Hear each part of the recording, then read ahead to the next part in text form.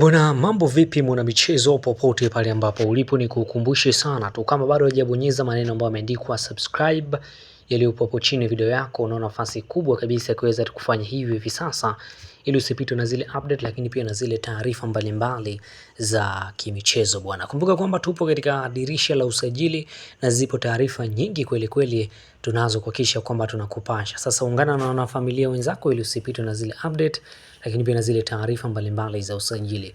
Taarifa zinaeleza kwamba klabu ya Simba imefanikiwa kuweza kukamilisha usajili wa winga hatari wa kulia kutoka katika klabu ya Coastal Union anayefahamika kwa jina la Bakari Misimu, mwenye umri wa miaka 18 kwa mkataba wa miaka mitatu kuweza kuwatumikia wekundu hao wa Msimbazi, Simba Sports Club, katika namna moja ama nyingine, ambapo taarifa za ndani kabisa zinaeleza kuwa kocha mkuu wa kikosi cha Simba Steve Barker ndiye ambaye alikuwa mstari wa mbele kuweza kuhitaji huduma ya nyota huyo chipukizi baada ya kuweza kufurahishwa sana na uwezo wake mkubwa, kasi, ubunifu pamoja na uwezo wake wa kuweza kucheza katika maeneo mbalimbali ya ushambuliaji. Taarifa zinaeleza kwamba viongozi wa wekundu wa Msimbazi, Simba Sports Club, wamefanyia kazi ombi hilo kwa haraka zaidi katika kuhakikisha kwamba wanaboresha benchi hilo, na hatimaye wameweza kufanikisha dili hilo ambalo linaonekana kuwa moja ya uwekezaji mkubwa sana wa baadaye katika klabu hiyo ya wekundu hawa Msimbazi, Simba Sports Club.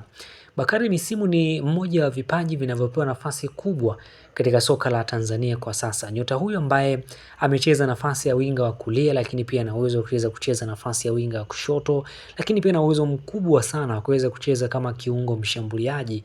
Amekuwa akionyesha kiwango kizuri akiwa na klabu ya Coastal Union inayofahamika kama Wanamangu Shawa licha ya umri wake mdogo.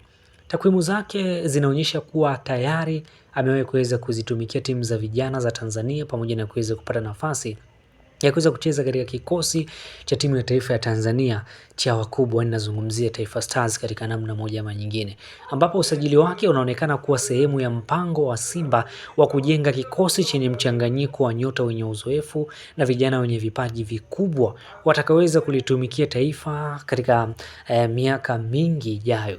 Ujio wa msimu unaongeza ushindani mkubwa katika eneo la ushambuliaji, huku mashabiki wa Simba wakiweza kutarajia kumuona akionyesha uwezo wake ndani ya kikosi hicho katika namna moja ama nyingine.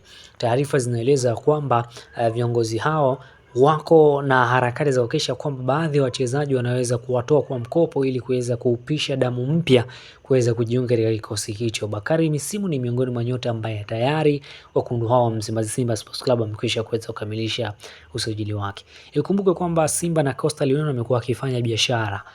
Simfuko Charles ni miongoni mwa nyota ambaye ametoka Coastal Union kwa urahisi kabisa na kuweza kutua katika kikosi cha wekundu Msimbazi, Simba Sports Club.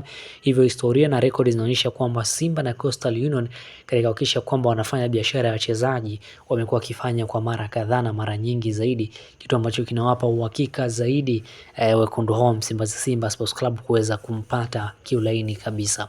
Taarifa hizi zinaeleza kwamba sio Simba tu ambao wanamhitaji nyota huyo.